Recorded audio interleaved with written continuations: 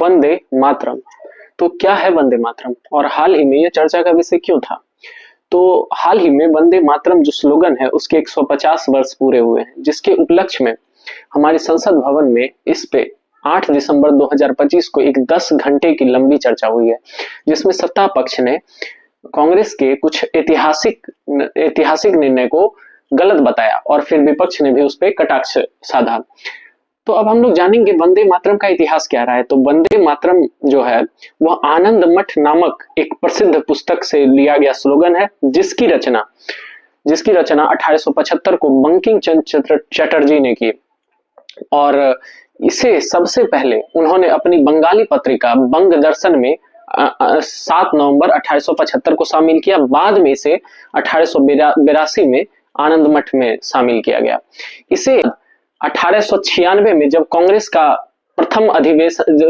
का अधिवेशन कोलकाता में चल रहा था और वह कांग्रेस का 12वां सत्र था, तो उस समय रविन्द्रनाथ टैगोर ने इसे संगीतमय किया।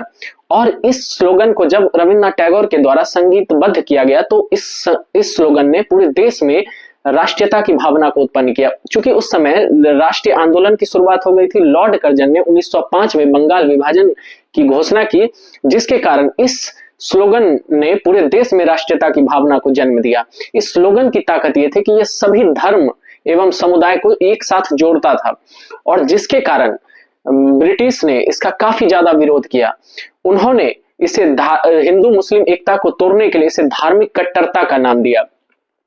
और इसकी वजह यह थी कि ये जो स्लोगन था यह संस्कृत और बांग्ला का मिश्रण था, जो इसे देश के अन्य क्षेत्रों में फैलाने में सहायक रहा।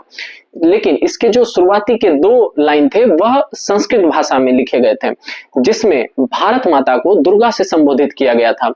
और इसी के कारण कुछ धार्मिक समुदाय, विशेषकर जो मुस्लिम समुदाय थे, उनके कुछ लोगों का यह मानना था कि ईश्वर के अलावा किसी और की उपासना करना उनके धार्मिक नियमों के विरुद्ध है। 1937 के एक्ट के तहत कांग्रेस ने इसके वंदे मातरम के शुरुआती के जो 2 लाइन थे उनको हटा दिया। उनका कहना था कि इसके जो 2 लाइन है जिसमें कि भारत माता को दुर्गा से संबोधित किया वह धार्मिक कट्टरता को दर्शाते हैं, और इसके विरोध में भाजपा का यह कहना था कि इससे किसी भी धार्मिक उपासना का कोई लेना देना नहीं है। तो यही था मतभेद का विषय। आप लोगों का इसके बारे में क्या राय है, कमेंट बॉक्स में आप लोग बताएंगे। Thank you so much.